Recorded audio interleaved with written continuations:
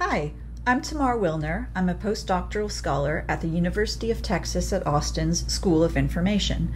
And today I'm going to talk about how we as researchers and designers need to consider the role of time in our efforts to combat misinformation like rumors and propaganda.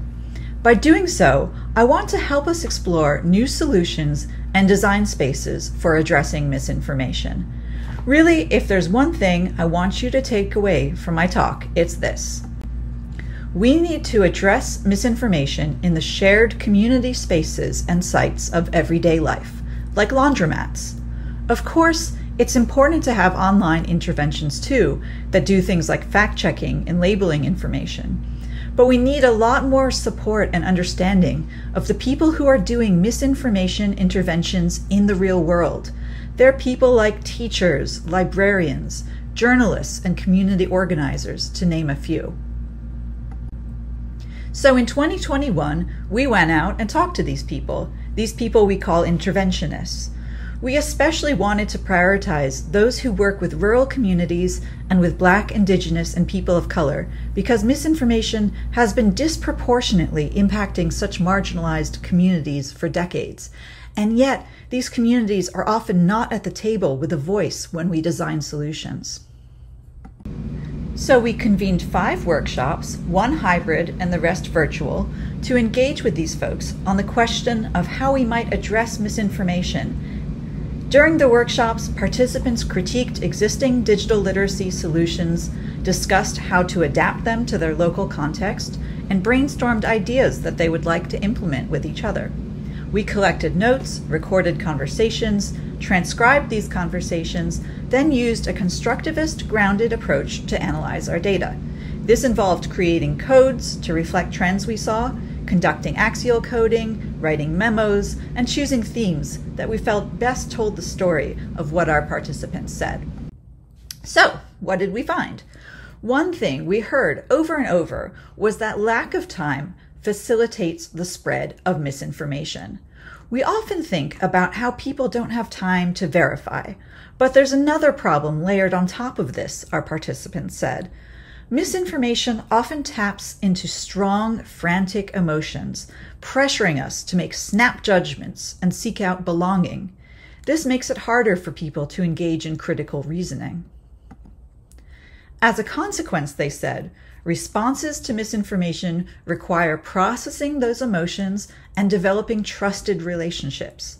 For example, when you have histories of biomedical experimentation and medical racism, just fact-checking isn't going to cut it. People have built up layers of suspicion, distrust, anger, and fear, and so wading in with expert consensus about, say, the safety of vaccines is often a futile exercise. Participants argued that a trusting relationship is necessary if community members are even going to consider reflecting more deeply on their information sources. As a teen librarian explained, maybe they are afraid they look stupid, or they don't fit in with their peers if they don't go with the same beliefs. But building a trusting relationship takes time, they said. It takes repeated engagements and often many hours of face-to-face interaction to earn someone's trust. Our participants also said it takes time for individuals to sort through the emotional attachments that come with their information consumption. Misinformation triggers powerful emotions and requires us to engage in slower modes of thinking in order to move past. Our participants recognized the need to help individuals unpack their emotions through acknowledging, naming, and reflecting on them. Again, this takes time because we need to find safe spaces in which to explore emotions, and these aren't always available instantaneously. This is also a skill that takes time to develop. However, nearly all the interventionists said they did not feel that either they or their community members had the time necessary to change their relationship to information. We know that people are short of time in their everyday lives, and our participants put this into perspective by describing how demotivating this can be for their own work. One described how opportunities to learn digital literacy are often truncated to just a day or a weekend or something, when we all know that the problem is much bigger than that? And continued, that is a frustration. That is a frustration for sure. But emerging from all that frustration, we also heard innovative solutions to address these time pressures, as well as ideas that help us open up new design spaces for further exploration. Our participants came up with amazing ideas to address lack of time, such as gift cards and meals to incentivize community members' time, and an app for sharing digital literacy resources that they called Tasty Education. I'd go over all of these if I had time, but I want to highlight two key implications from our participants' suggestions. One solution that interventionists brought up was aligning with the to-do lists of community members, which can encourage them to make time for digital literacy. One participant said, "When I need people to take a technology survey, I go to where they have time. So I spend my time at the laundromats. That's where you meet people that have to be waiting on the dryer, just like everybody else." Here we see an intervention working on a short time scale, leveraging the gaps in people's schedules, which often happen in in-between spaces such as laundromats and hallways. Meeting people in these times and spaces can turn a routine, mundane activity into something more meaningful. But unlike technological keep-it-quick initiatives, in these examples, we still have the social and affective benefits of engagement with real people in real life. Something that works in interventionists' favor is that while 30 minutes feels like an eternity online, in person it's just a snippet out of someone's day.